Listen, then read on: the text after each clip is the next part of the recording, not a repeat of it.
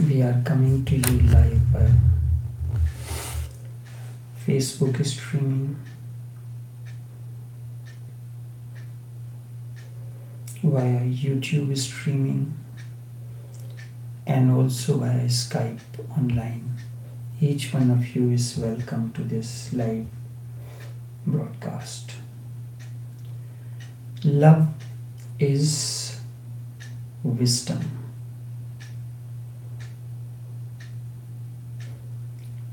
Love is glory from eternity's spheres, more often than not, mocked and disfigured by the baser minds. Supurdam bato maye khesra, todani hisabo kamo besha. Supurdam means surrender. Bato khesra, bato maye khesra. When you surrender means your nafs, your ego, you surrender it to the Master, to the awakened one. This is what you have in your mind. This is what your mind is comprised of. Then He takes care of everything of this world and the other world. Is not that He wants you to surrender, because instead it is the first criteria. Because as long as the nafs remains there, you will not be able to listen to Him, because constantly a dialogue will be going on that you will agree with this and you will not agree with that. And in Sufism there is something called tazkiye-nafs. If that is vanished, then you don't need the Master even. You can continue your journey on your own. One of the poet, he composed an Urdu composition.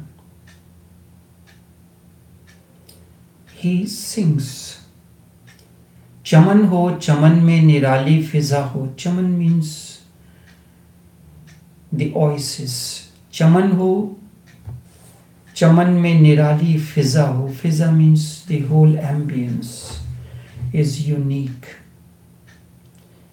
Chaman ho, chaman mein nirali fiza ho.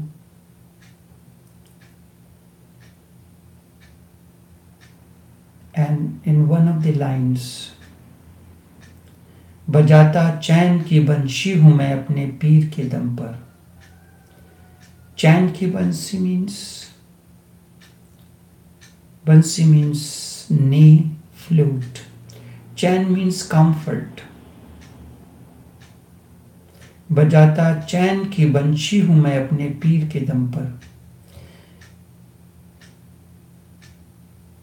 On the strength, energy of the Master, I sing the oboe of comfort, the flute. गरीब राहे उल्फत शाद हूं, मुझे दुनिया से क्या वास्ता. What do I have to gain from the world and its dualities? बजाता चैन की बंशी हूं मैं अपने पीर के दम पर. Having nafs dissolved, I am at peace. The moment ego vanishes, you are at peace. बजाता चैन की बंशी हूं मैं अपने पीर के दम पर. Indeed, love is wisdom. Love is wisdom, love is truth, love is renunciation. In one of the pauris, Nanak says, sings. He never said anything. Whenever anyone asks a question, Nanak will ask his two disciples, Bala and Mardana, to begin the music, and he will start singing instantaneous compositions. In this composition, he asks a question himself and then responds to that. Kiv sachiara hoye, kiv kude tutte pal. Kiv sachiara hoye. Sachiara comes from the word such, truth. When will the truth dawn? Kiv sachiara hoye, kiv kude tutte pal. When will the veil of ignorance vanish that beclouds the manifestation of that which is? Kiv sachiara hoye, kiv kude tutte pal. Hukum rajai chalna Nanak likhya naal. And in that, one of the line comes, Haume kahe na koi. Haume means there is no one to sing the song of ego, to sing the song of nafs. So love is that energy. Love is harmony within. Love is not male-female relation. It is the union of the two energies that comprise your totality. The masculine energy and the feminine energy. That these two aspects of the energy, one that creates the field, the other is the energy to work with. You have a field, you created a space, and within that space you are working. You want to do something creative. What creative you want to do is the field. That you have a canvas, on that you want to paint a picture, do a painting. Then, so this is the field. And the other is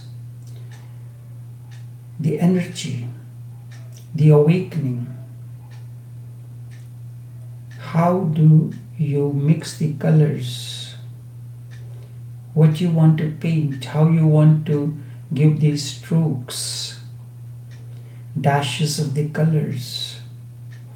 All that comes through awakening.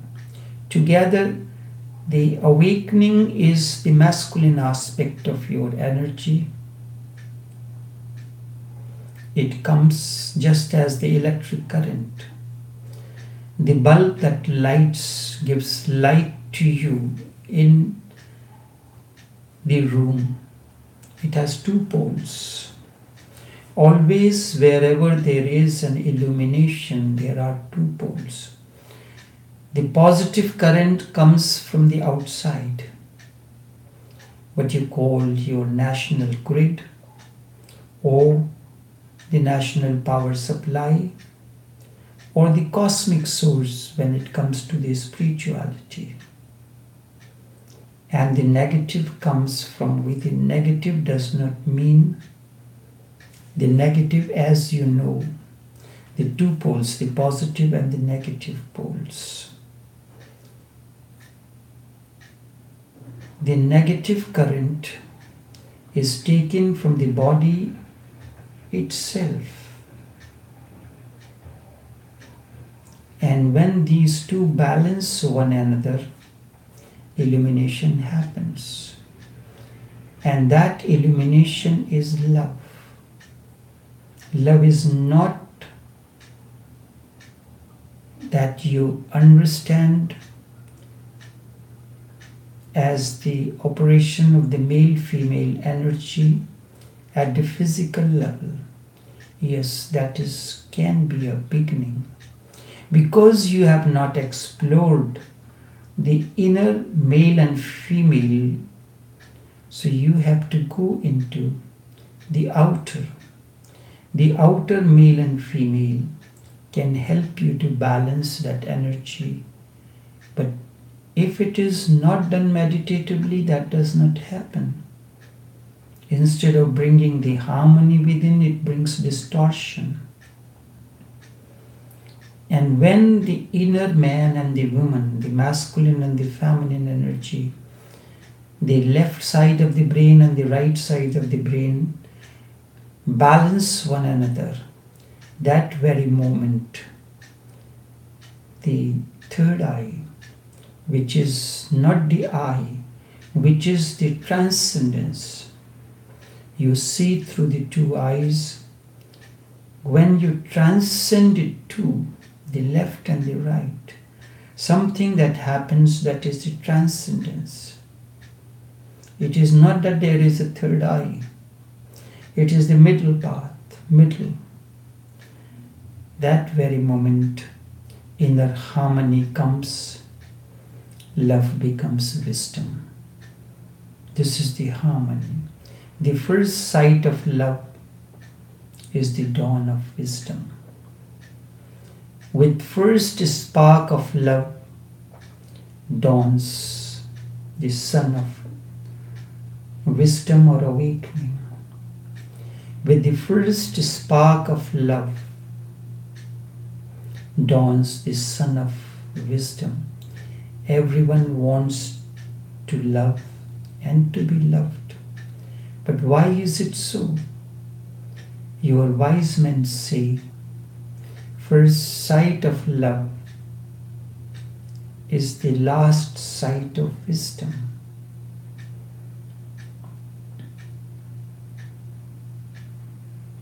Love is prayer directing towards the unknown and unknowable within you. It is the poetry that is born out of sheer joy of being. Sheer joy of being is the poetry. Love is song. It gives prolific fecundities in abundance. It gave a smile to Mona Lisa. It is celebration, it is dance. Love, a song of gratitude, a dance of thankfulness, celebration for no reason at all. I am happy because I am. Love is the tremendous gift that goes on showering on us each moment. Is tremendous gift that goes on showering on us to be shared with the whole universe. It showers on you within, then it trickles out, and it is shared with the entire existence, from dust to divine. Love is not what you understand it to be. It comes when nafs is no more. As long as nafs is there, love has not blossomed. The seed of love has not blossomed as yet. The moment nafs, the ego, this sense of I-ness remains,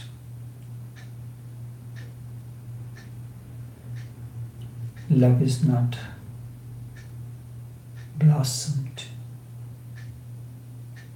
So for that very reason, for nafs, or for tazkiya-nafs as the Sufis use the term, the company of the master, the awakened one, is necessary.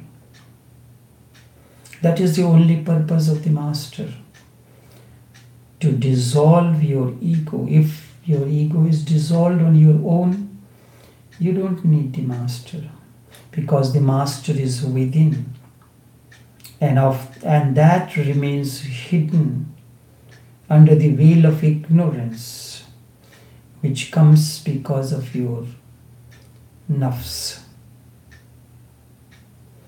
The moment that veil is removed, You are connected to your innerness, the inner master. Then the outer master has to be abundant. You inquire, everyone wants to love and to be loved. Why? Everyone wants to be loved and be loved because love is the only religion, and religion at the highest peak. Religion at the highest peak. Love is the supremost religion, the only religion. It is the search for God. But it remains an unconscious search. In the beginning, you go on stumbling and groping in dark, searching for a black cat in a dark room. The direction may not be right, but the intention is absolutely right in that moment. But then when ego remains, nafs remains, distortion begins.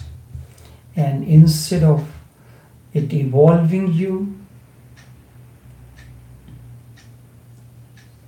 the transformation does not take place. That's why millions of people engage into male-female relation, but they do not come out of that.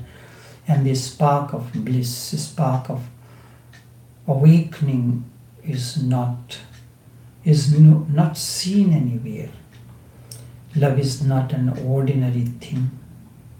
Not an ordinary thing that you understand by it. It is not biological attraction between male and female, between a man and a woman. Remember, love is not a biological attraction between man and a woman. It is that too, only in the beginning. But slowly and slowly that attraction has to give place. The seed must break its outer shell to start growing. Biological attraction is just the first step. Even there, even in biological attraction, if you look deep within, it is not really an attraction. If you look deeply into male-female relation or biological attraction, you will find it is not really an attraction between man and a woman. Instead, it is attraction between masculine energy and the feminine energy, the space, prakriti, and that creative force, the masculine energy and the feminine energy. Instead, it is an attraction between masculine energy and feminine energy. You represent the masculine energy because within you the masculine and the feminine have merged into one another. It is attraction between, it is not an attraction merely between A and B, for deeper mysteries are involved even in your ordinary love affair. Even your ordinary love affair overflows deeper mysteries, but you have to explore those deeper mysteries. In order to explore deeper mysteries of biological attraction between male and female, you have to transcend beyond the boundaries of nafs, beyond the boundaries of ego. Just as illumination cannot happen with one pole, with the negative or the positive, sometimes it happens when there is a malfunctioning. Either the male current is not coming in, or there is distortion in the grounding. So that is two are corrected. The moment grounding is correct and the current is flowing, the illumination is bound to happen, and that illumination, and then grounding means the ego dissolves. Nafs is no more. I'm just using one word, nafs, but according Sufis have explained different aspects of nafs. Just as mind is the physical mind, the mental mind, so too there are different aspects of nafs. Hence, nobody can define love. And love remains undefined and indefinable as well. It is never defined and it can never be defined. Thousands of definitions have been tried for love, but all have failed. None could encompass the magnanimity of the illumination. How can you define illumination? How can you define illumination that happens when the bulb is lit? It can be its intensity can vary. Thousands of definitions have been tried for love, but all have failed. None could or could ever encompass the magnanimity, the sanctity, the glory of love. The magnanimity, the sanctity, the purity, and the glory of love. It remains indefinable and elusive as well. A very mercurial. The more you want to grasp it, the more you find it becomes difficult. The farther away it goes, you cannot catch hold of it. You can be that. You cannot manage to know what exactly love is. You cannot control love. It remains unknown and unknowable. Man wants to know what love is because knowledge gives power. You would like to be powerful as far as love is concerned, but that is absolutely impossible. You cannot. Love is far bigger than you. You can vanish in that, but yet still you will not know what love is. The moment you vanish in love, you become magnanimous. You cannot possess it, you can only be possessed by love. You cannot possess love, but you can only be possessed by love. Hence, those who wants to possess love never come to know anything about it. They never come to taste the magnanimity. Only those who are courageous enough and those who are gambler and ready to risk the very life to be possessed by some unknown energy are able to know, get the glimpse of what love is. Able to get the glimpse of what love is. Love is the first step, the beginning towards the unknown and unknowable. Is the first step towards God. Hence love appears mad to those who are hung up in their heads, who are guided by their head. And because people do not understand the mysteries of love, and they try to understand it through the mind, they utterly fail. They fail miserably. Love can be understood only through the heart.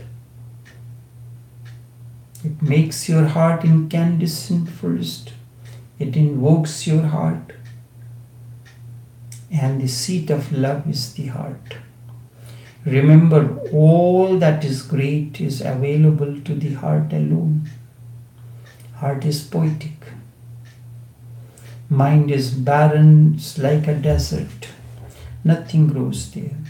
Heart is the door to all that is great and to the great values of life, to all ultimate values. On the contrary, head is a useful mechanism. Mind is a gadget. It is good in the marketplace, but it remains utterly useless in a temple. Love is the temple, not the marketplace. If you drive love into the marketplace, if you drive love into the marketplace, it becomes sexuality. That is what people have done to love. They have taken love to the marketplace. They have driven it to the marketplace. And in that, the sanctity of love is lost. Instead of raising love to God, they have reduced love to ugly, animalistic sexuality. It can be of great assistance. It is the energy in the seed form. Strangely enough, the priests, the politicians, the Puritans, all have reduced love into an ugly phenomenon. And the hypocrisy is that all these people first reduce love to sex and are now against sex. Who has removed the sanctity? Who had brought it down to the marketplace and then lamenting over it. In the process, they become enemies of sex, and indirectly they are becoming enemies of love. Sex is the existential bioenergy, is the seed. When it blossoms, the illumination, the flowering that happens, that is love. They are the people who have destroyed a tremendously potential energy, that is existential bioenergy. Love is the lotus hidden within the mud. Love is the lotus that blossoms out of mud. Lotus is born out of mud, but you never condemn the lotus because it is born out of mud. But the same analogy is about love. But you do not call lotus muddy or dirty. It's sanctified, it is pure. First, love is born out of sex. And then prayer is born out of love. And finally, your prayer creates God. First, love is born out of sex. When the two energies balance one another, there is harmony within, and without harmony within, emotions play a devil's role. Without harmony within, emotions play a devil's role, and to such a being is denied harmony's peaceful existence. That is love. First, love is born out of sex. Then prayer evolves out of love. And God is born out of prayer. Higher and higher one goes on soaring in love. There is no end. You have got the wings. You can stretch your wings. You can stretch your wings and float in the cosmos, in the vast horizon. But priests and Puritans have reduced the whole phenomena of love into something ugly, sexuality, and they call it so. And once love becomes sex, it becomes ugly. Although it has to evolve out of that. Nobody knows that this seed carries the potentiality of being a flower until it is evolved out of that. One starts feeling guilty about it, and it is because of that guilt that there is a saying, first sight of love is the last sight of wisdom. I will rephrase it a little bit. I will say first sight of love is the first sight of wisdom. First sight of love is the first sight of wisdom. But it depends on how you look at it. If you look at the potentiality of it, at the highest potentiality that can reach, then love becomes a ladder. If you only look at the mud and you are utterly blind to the future of mud, the potentiality of the mud, what mud can do, then certainly love becomes something ugly, and against that antagonism arises within you. But to be antagonistic to love is to be antagonistic to God. To be antagonistic to love is to be antagonistic to God. Once love is reduced to sexuality only, of course, then the first sight of love is the last sight of wisdom, if it is reduced to sexuality.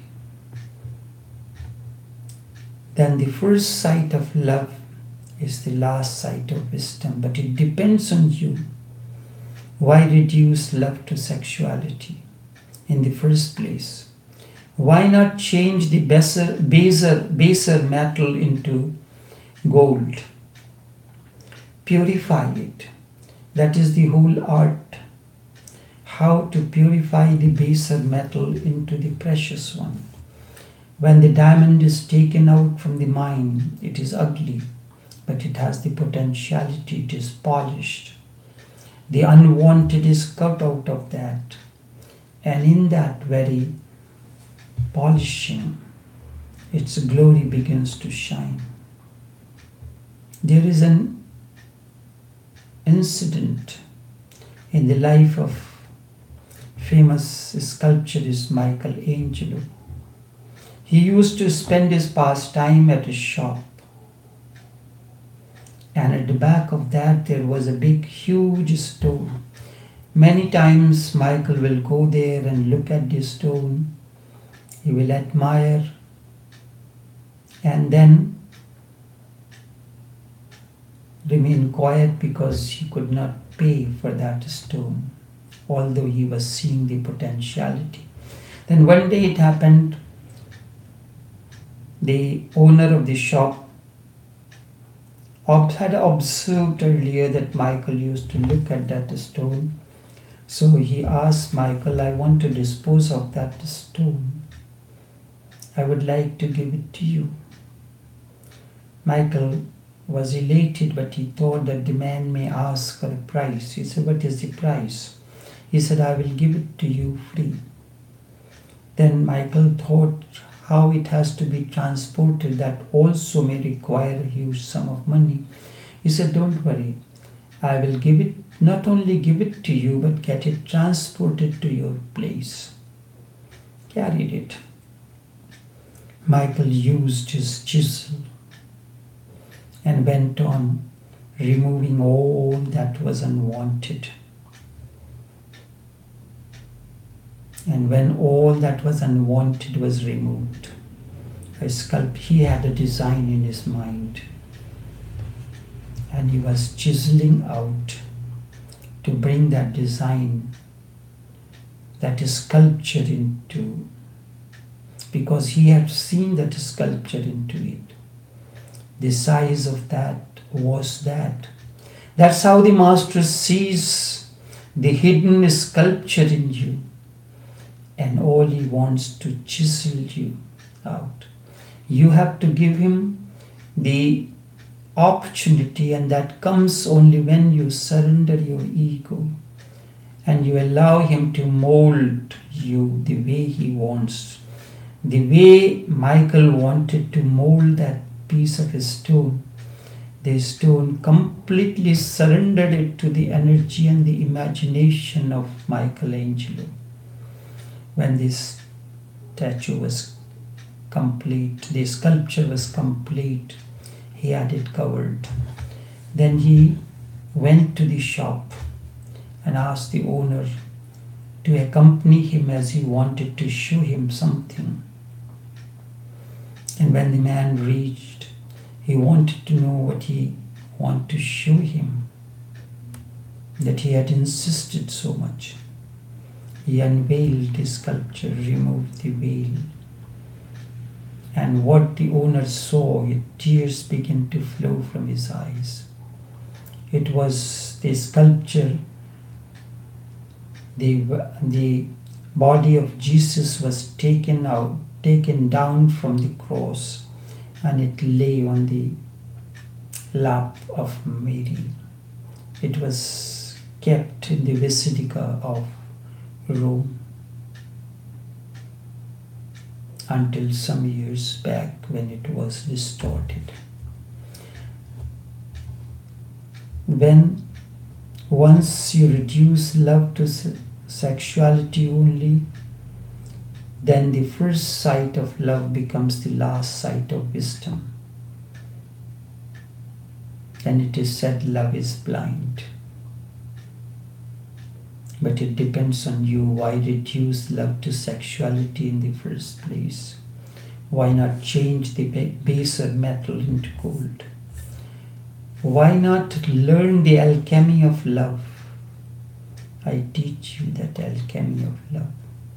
That is what I am teaching here. That is what each master does. And the priest who knows nothing about love, because they have never loved, they have never understood the energy that love is. They have reduced, they have renounced the world of love, and they go on making great systems of thought against it. There are many times the stories that the saints and sages, the rishis and munis are doing their austerities in the forest, naked, with scanty clothes, and the angels, the Apsara, they come and start dancing around him.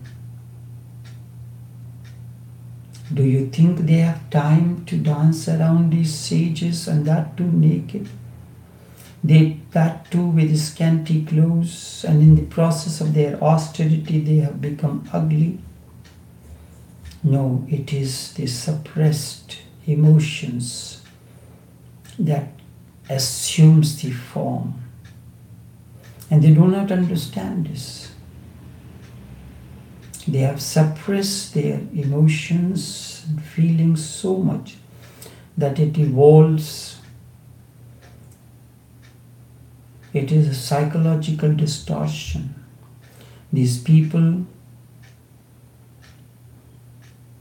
these are the people who do not play the game, but they make the rules.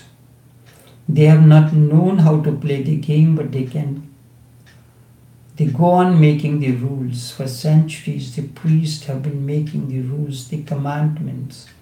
It is the priesthood all over the world that has condemned a great potential source of energy. In fact, only source of energy. Once it is condemned, you are condemned, and your whole life becomes meaningless. Once the existential bioenergy is not allowed to grow in its natural allowed to grow to its natural heights, you are going to be miserable throughout your life and you will remain dwarf.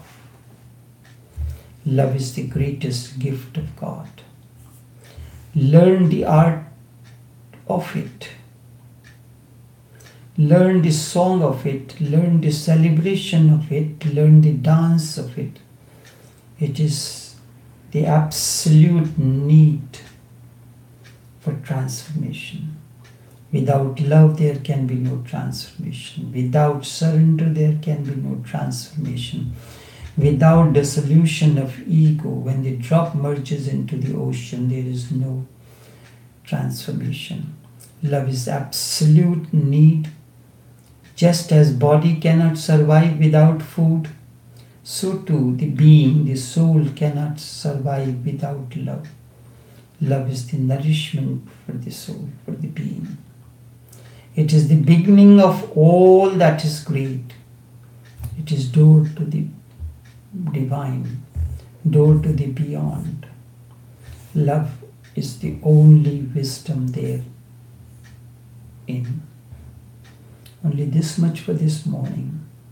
Until tomorrow, take care and do have a pleasant day.